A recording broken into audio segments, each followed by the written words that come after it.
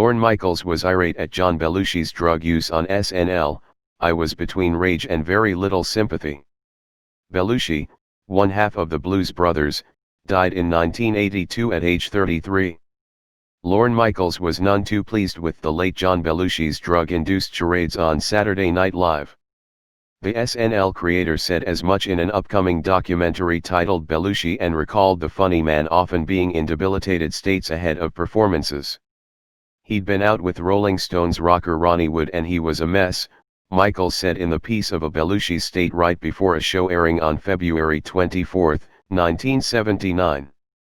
He was coughing, he looked terrible and the doctor says, "John can't go on," and I was somewhere between rage and very little sympathy. Michaels said he weighed his options of throwing Jake Blues, who was one half of the Blues Brothers, on stage that night. "So I said, what happens if he does it? The doctor says, well, he could die. And I said, what are the odds of that? And he said, 50/50, and I said, I can live with that," Michaels recalled. The show in question was hosted by Kate Jackson and Belushi did actually appear in the episode. Belushi died a few years later, in March 1982, from a concoction of heroin and cocaine. He was 33.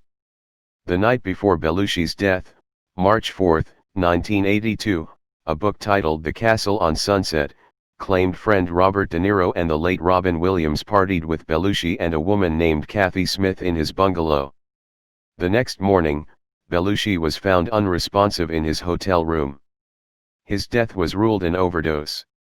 Smith later pleaded guilty to involuntary manslaughter for supplying the comedian with his last fatal doses of cocaine and heroin, a report on the book maintained. Included in the Belushi documentary, which chronicles the Animal House star's heartbreaking spiral with drugs, are accounts and interviews from Dan Aykroyd, Jim Belushi, Chevy Chase and John's wife, Judy Belushi.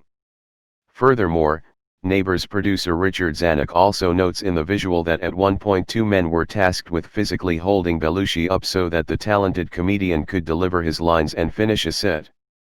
Belushi is slated to air on Showtime on November 22.